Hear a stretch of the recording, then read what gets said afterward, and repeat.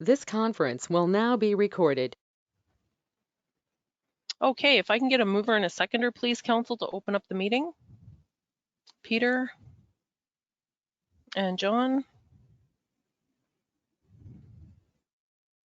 Moved by Peter Kistemaker, second by John Paroff. Be it resolved that we do call this special meeting of council to order on Wednesday, May 19th, 2021 at 6:05 p.m. Those in favor? And that is carried, none opposed.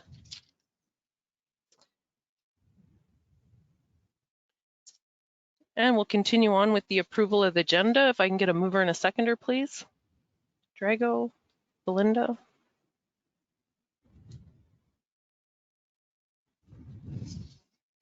Moved by Drago Stefanik, second by Belinda Kistemaker. Be it resolved that council does hereby approve the agenda as presented. Those in favor? And that is carried, none opposed. Okay, item number 4, disclosure of pecuniary interest and general nature thereof. Disclosure of conflict of interest. If you have that, council, you can declare that now or at any time throughout the meeting. And we have a couple of presentations this evening. The first one being from Watson and Associates. Just a second. I'm sorry, I feel a bit unprepared here.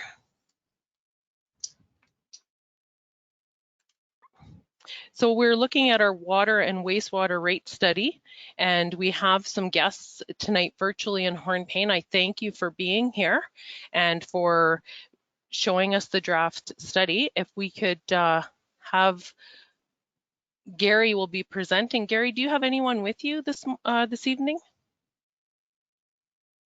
Yes, I do. Navreet Baines is my colleague, and we've been working with staff together to put the analysis and presentation together. Okay, welcome Navreet too as well to Hornpain virtually, and I'll give the floor over to you, Gary and Navreet. Excellent, thank you. Pleasure to be here, Madam Mayor and members of council. I think if Navreet can take control, she's got the presentation. She says I'm a little technologically impaired, so I trust her more than myself in these matters. Can everyone see my screen? Yeah, I can see it. That's good, Navreet. Put it on presentation mode, please. Sorry, give me 1 sec.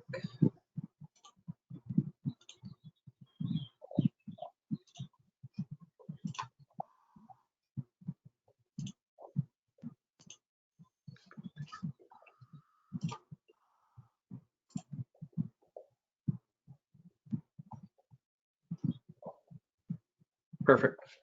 Thank you.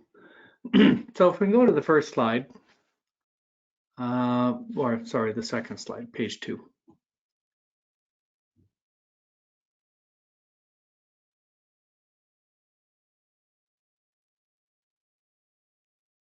And slow transition here. Sorry, technical difficulties.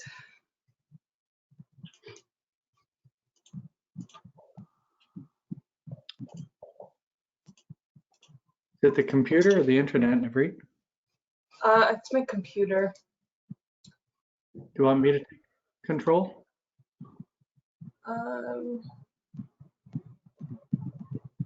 I have it accessible. Yeah, I don't know what's going on here. All right. So if you'd click down and then I need to be given control.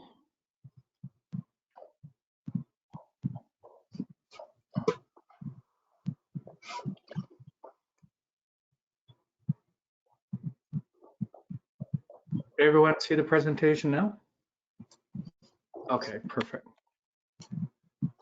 So pleasure to be before you. So we're going to walk through some different aspects of the calculations we've done. Give you a little bit of background on the legislation, because if you all recall, we had a very sad event in 2000 with Walkerton, And as a result of the Walkerton, they went into having a 2-year inquiry, which basically led to introduction of a lot of legislative changes. I actually was part of 2 of the 6 expert panels that were there in trying to shape the future for municipal government and how they would provide the services into the future. So part of what we'll present tonight is talking about the water and the wastewater system needs. We'll talk about the capital costs, which are extremely important. That's an area of focus with provincial legislation. I'll touch upon that with you. And then we'll talk about the operating costs in the future. Operating costs are extremely important, but the capital costs are the ones that you'll see as we move into the future are going to have more impact on the rates that we pay for our water consumption. And then we'll talk ultimately over time. I think this is one of a few presentations, so we'll talk about the rates that we will be recommending in the future. Oops.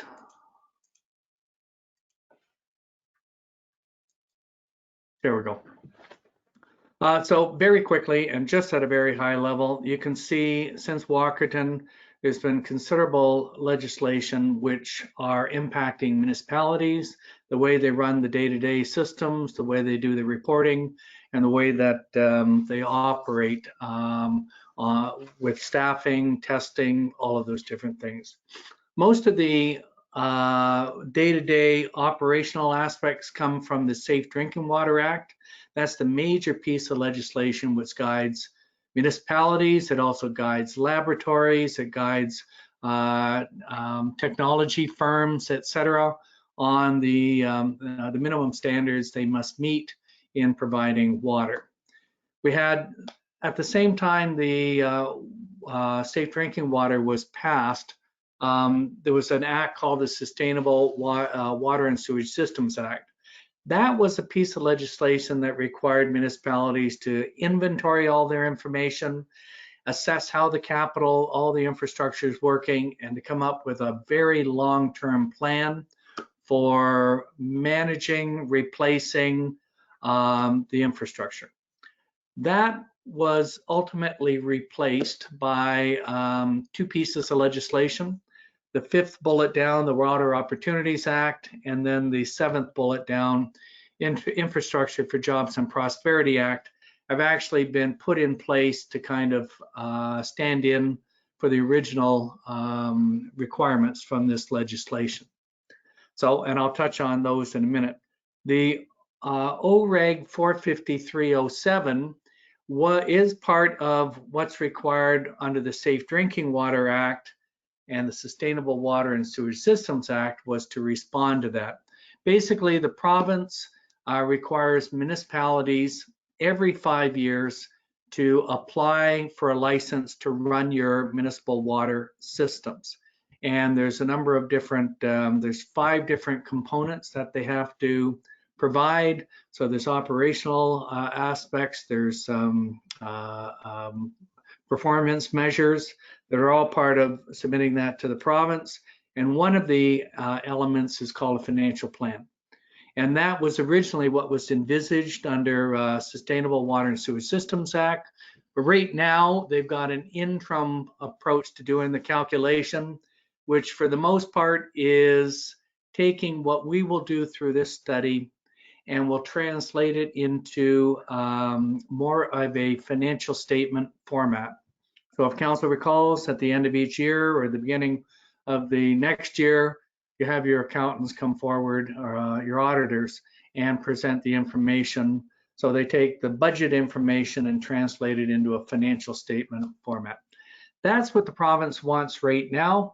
But as I say, through the Water Opportunities Act and this Infrastructure for Jobs and Prosperity Act, it's going to be a little more enhanced. So Water Opportunities Act, there's 3 main pieces of it. But the key one is to provide sustainability plans for water, wastewater, and you can see they've even introduced a requirement for stormwater services. Now I'll just set that aside, but that's kind of a heads up on what's coming down the pipe at some point in the future. The financial plan is to include an asset management plan for the physical infrastructure. So there'll be a requirement for you to have evaluated all of it, cost it, take a look at the performance, and come back with a long-term plan for enhancing, maintaining, replacing that infrastructure. From that, there'll be a financial plan, which is more of a long-term look at capital budgets, operating budgets, and the corresponding rates. So for the most part, in the short term, 10 years, we've looked out. That's what we'll be looking at, and that's what we've been working at with staff and with Aqua to prepare some information, and I'll present that shortly. There'll be a water conservation plan. We don't know what that means right now. As I understand my discussions with Ministry of the Environment, they'll be looking to provide some level of targets to achieve over time, and those targets will be put into regulations. So there's no heads up what this means, other than I think over time they want to see a proper utilization of a limited resource. So conservation is, in their minds, the way to achieve that. There'll be an assessment of risks that may interfere with the future delivery of the service. So that will be something which may arise through engineering evaluation. They're also concerned about, obviously, global warming and the effects of the change in weather, on how that affects the systems. So more will come on climate change initiatives in the future. And then lastly, strategies for maintaining and improving the service to ensure that future demand is satisfied. So these are the 5 criteria that have to be addressed ultimately once they fully implement the Water Opportunities Act.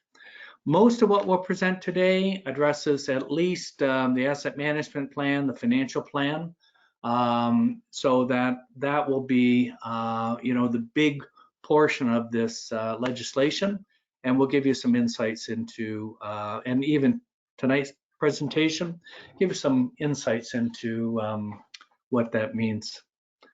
The Infrastructure for Jobs and Prosperity Act, if you recall, the province put this out, and they're looking for municipalities to develop a fairly comprehensive review of all of their assets. And you can see that the first little line there talks about strategic asset management policy. So that's generating the basic guidelines or policies that you would use to measure your asset managements, do the calculations, etc., into the future.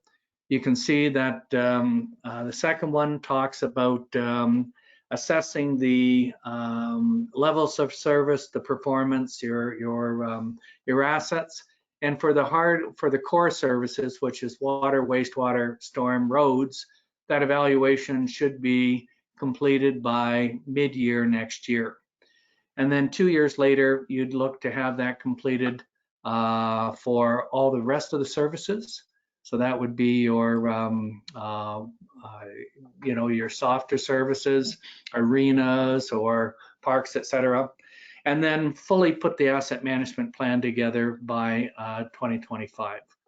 So the ministry will be looking, with respect to water and wastewater, to be looking for information that results from the 2022 analysis. So somewhere between the 2022, 2024, they'll be looking for you to pull this information and rationalize it through the Water Opportunities Act.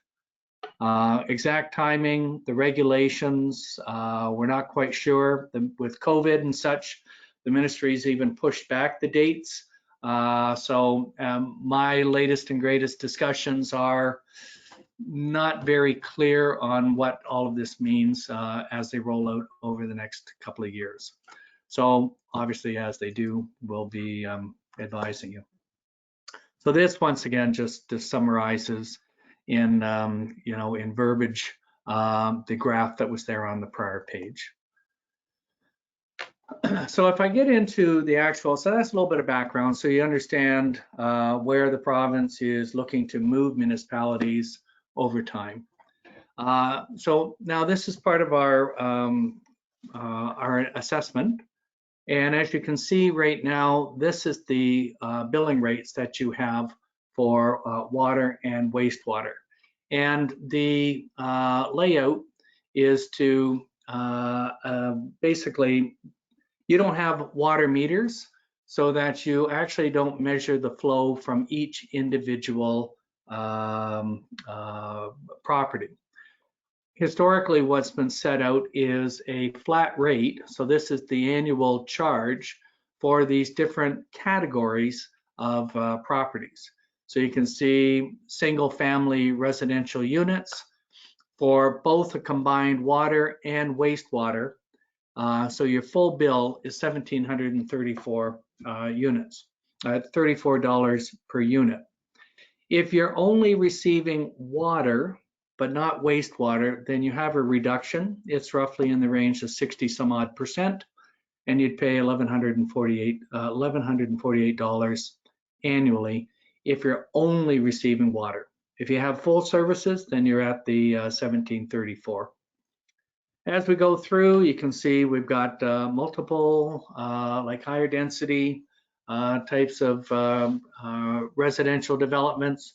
We have commercial businesses. We've got some specialized agreements. We have CN for the road building. There's actually a railway road rate, a couple of lines down, garages, etc. So you can see they historically you've moved to determine a rate depending on the type of use, the type of building. So this is a flat rate, and these are achieved, and we've seen these in many municipalities where they don't have meters in order to actually determine the amount that these individual properties consume. We've given here a little bit of the customer profile, so you can see that you have 415 residential customers. You have 23 properties that are in the commercial customer. And then as you go through, you can see that we have these different categories. The one to focus in on is the one that says single detached equivalent.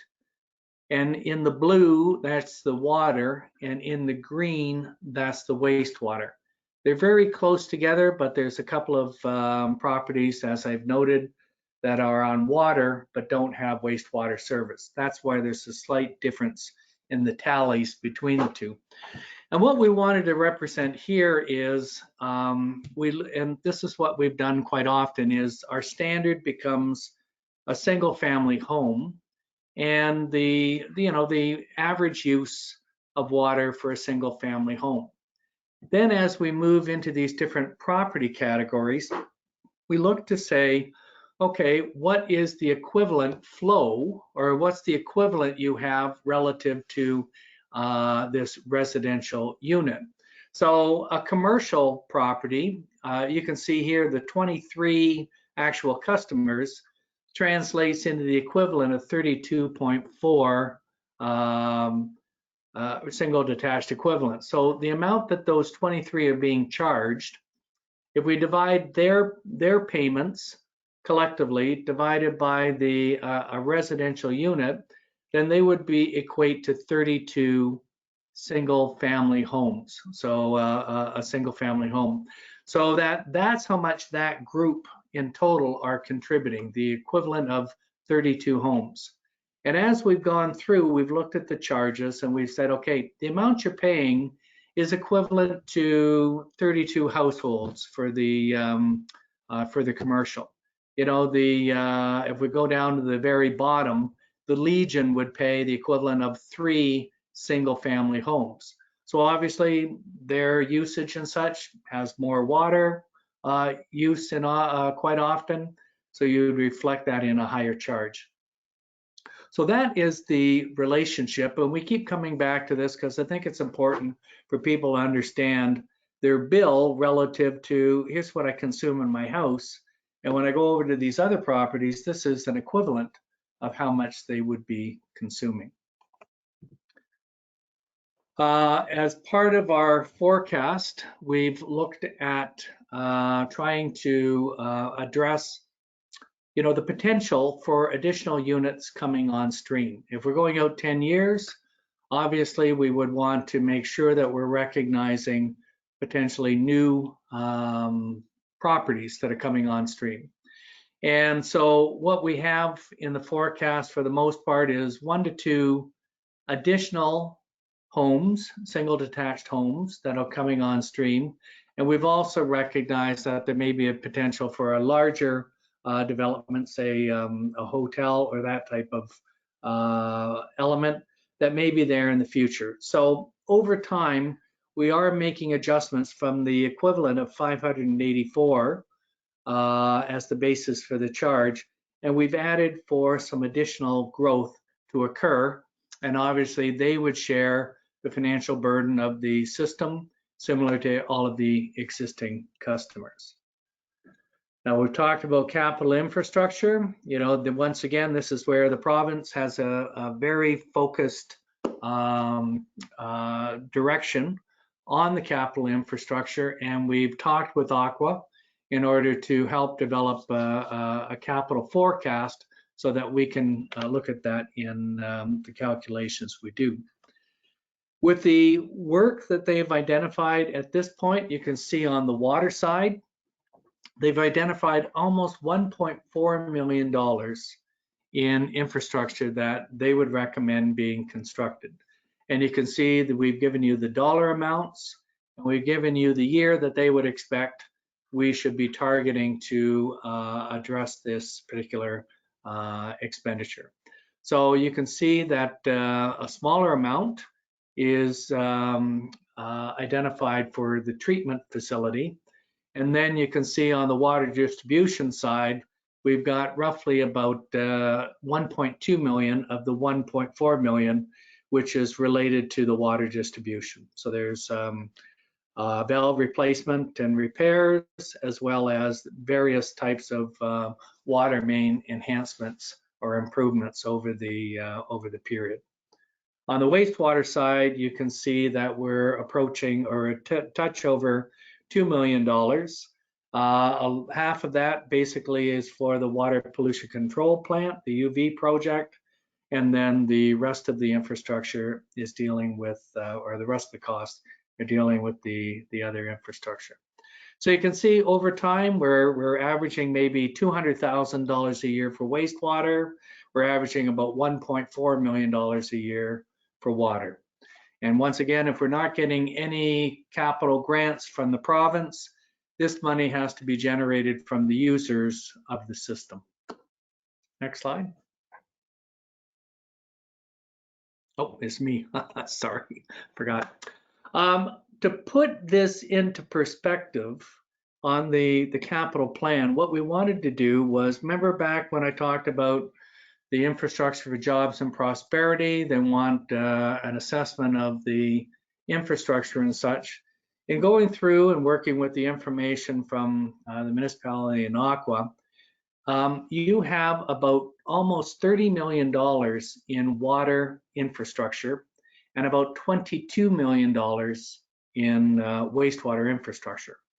If I take those costs and I divide it on a per customer basis, that means that the township has invested about almost $51,000 per customer to get the water into the property, and then about $38,000 per customer for when the effluent leaves the property in order to convey it across to the treatment plant and then to treat it and discharge it into the appropriate water course.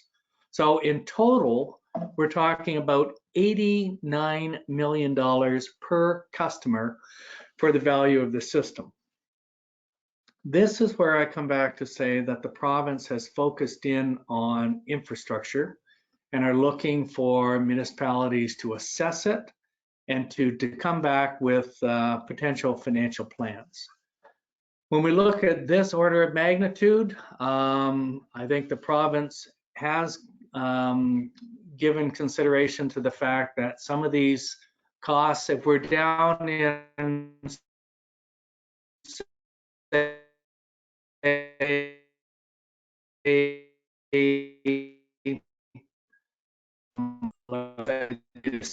London or something, their equivalent costs probably range at about $30,000, but we're into some investment, then it's still going to be very costly. And Sorry, just, Gary. Gary, can I just stop you just for a second? I'm just worried about an internet connection. Did anyone else have internet connection issues? Yes, We I did, have Cheryl. some across the board here. Okay. Gary, just if you could just back up to your last point where it was the per customer investment by the township. If you could just start there again and continue, because I missed from that point on.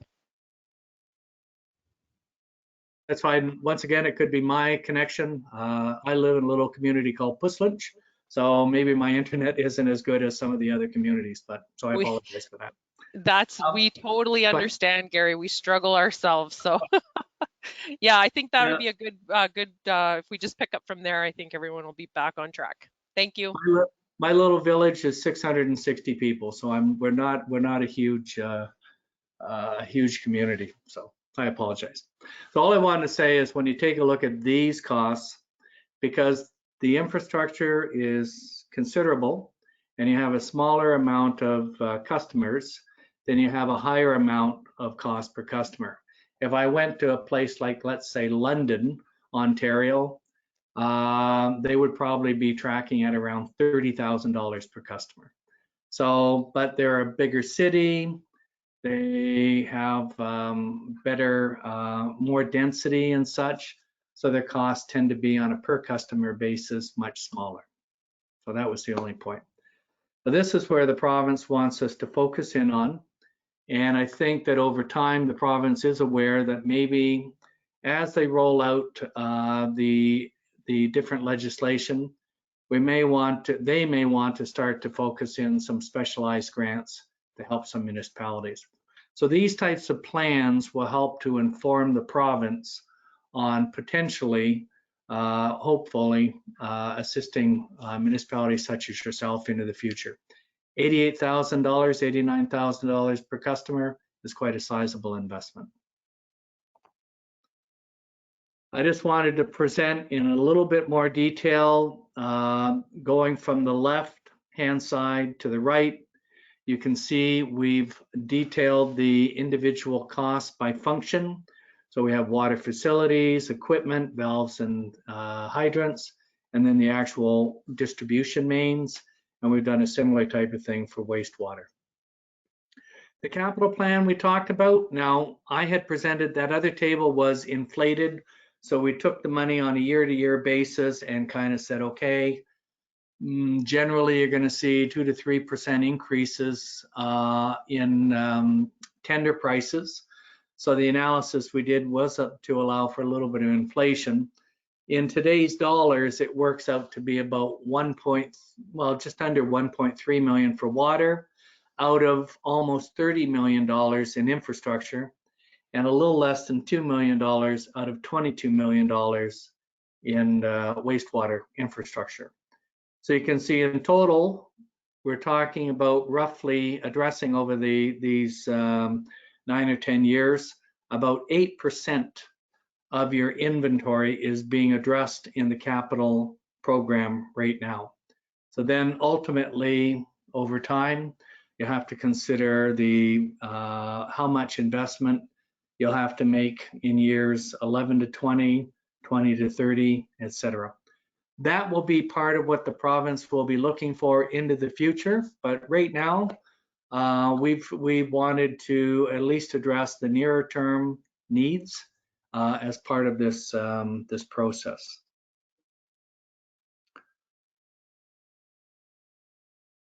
So there we go. I've moved to the next one. Right now, the options for financing the capital are, if we can get external money from the province, that would be very helpful.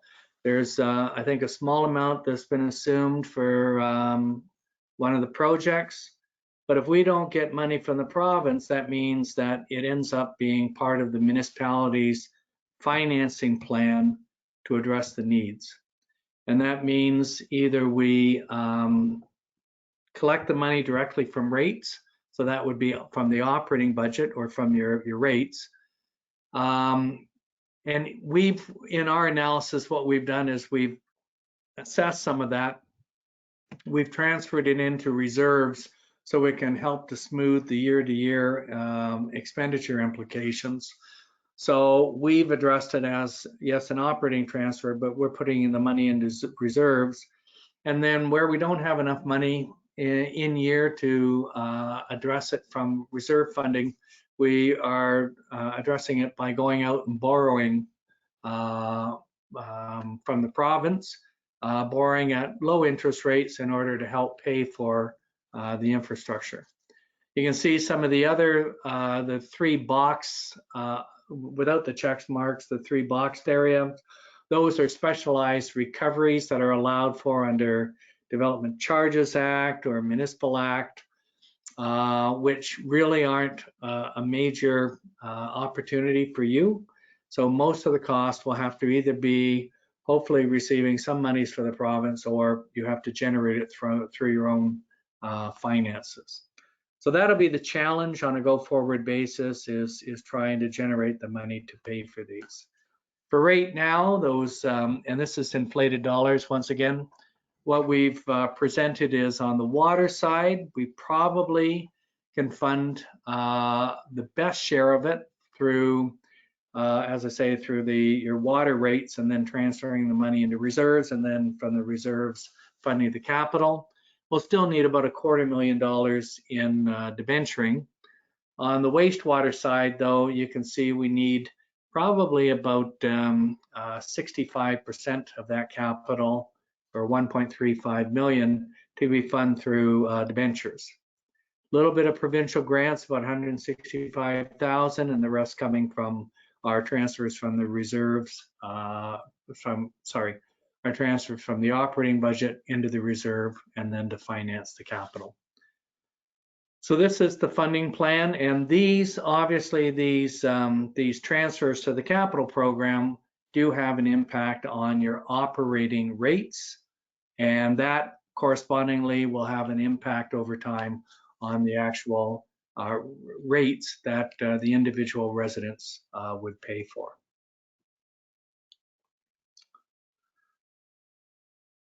So to you, Gail, I think there's a pause at this point that I would. I'm not sure if any council member has any questions at this particular point, or I'd handed it back to Gail for the moment. Thank you for your presentation, Gary. Yes, we're going to be moving into an in-camera session, and I'm going to hold off questions until we've had the whole presentation. And this isn't open to public discussion either, so there's no need to ask for public consultation or public questioning. And I will need a resolution to move into closed.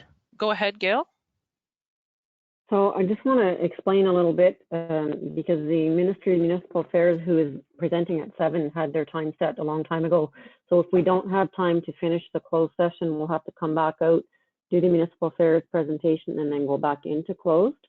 Or if we're done closed, we will likely, I don't know, I think there's a bit more presentation to do in open afterwards. So that's why you got the various links tonight. So we'll just have to kind of play that by ear time-wise. So if we can come out of closed about 6:55 if we're not done, in time to get the ministry's presentation on the go. Okay, that sounds good. So if I can get a mover and a seconder, please. Belinda and John.